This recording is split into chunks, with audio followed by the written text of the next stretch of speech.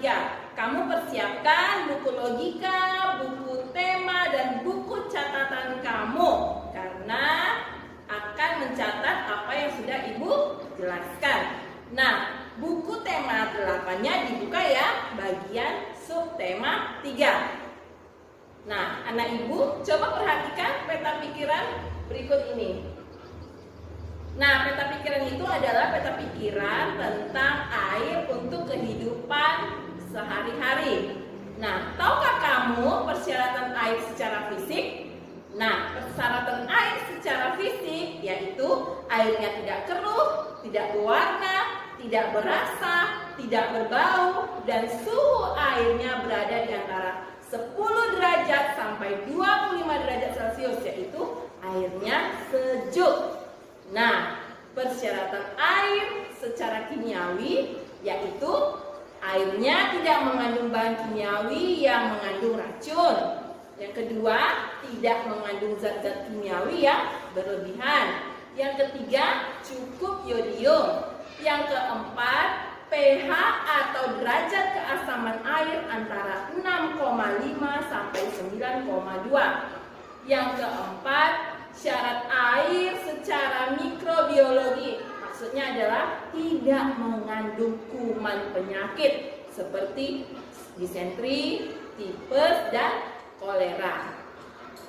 Hari Air Sedunia diperingati setiap tanggal 22 Maret. Nah, dengan adanya peringatan Hari Air Sedunia, kita diingatkan untuk hemat air karena persediaan air bersih kita tuh semakin berkurang. Padahal jumlah penduduknya kita ini semakin bertambah-tambah. Ada beberapa tindakan yang dapat kita lakukan untuk ikut mengurangi krisis air bersih, yaitu 1. Menghemat penggunaan air. 2. Membuat lubang resapan. 3. Menanam pohon. Nah, menanam pohon itu sangat penting ya anak ibu. Ciri-ciri karya gambar cerita. Nah, ciri-ciri karya gambar cerita. 1. Memudahkan pembaca dalam memahami suatu penjelasan atau cerita. 2. Memberikan gambaran singkat isi tulisan atau cerita yang akan disampaikan. Yang ketiga, menambah nilai keindahan sajian sebuah tulisan atau cerita. Yang keempat, gambar sederhana sehingga memudahkan pembaca mengerti tentang karakter masing-masing tokoh. Yang kelima, gambar mampu membuat pembaca terlihat secara emosional. Nah, sekarang kita mau bahas tentang kegiatan ekonomi. Kegiatan ekonomi meliputi kegiatan apa aja? Ya, ada kegiatan produksi, distribusi, dan konsumsi. Nah, ketiga kegiatan ini saling berkaitan satu sama lainnya. Kegiatan produksi berpengaruh terhadap kesejahteraan pemilik sumber daya ekonomi dan produsen. Sumber daya ekonomi adalah barang atau jasa yang dapat memberikan manfaat atau kegunaan. Konsumsi adalah kegiatan manusia mengurangi atau menghabiskan nilai guna suatu barang jasa untuk memenuhi kebutuhan. Cara menghargai kegiatan usaha ekonomi yaitu 1.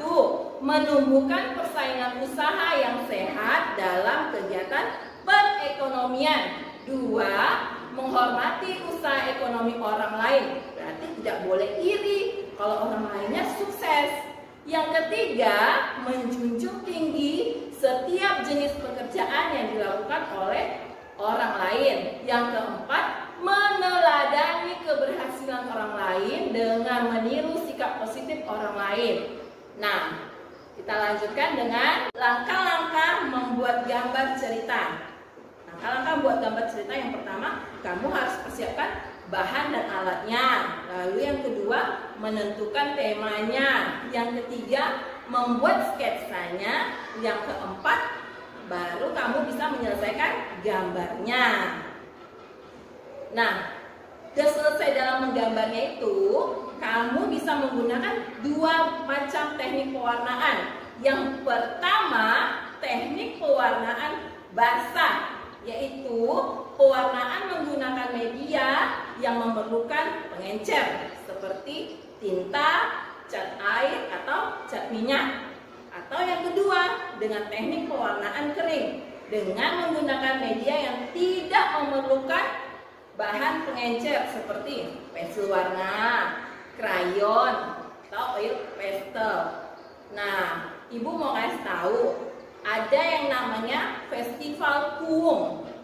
Festival Kuwung ini merupakan acara seni budaya sekaligus pesta rakyat yang paling ditunggu-tunggunya setiap tahun.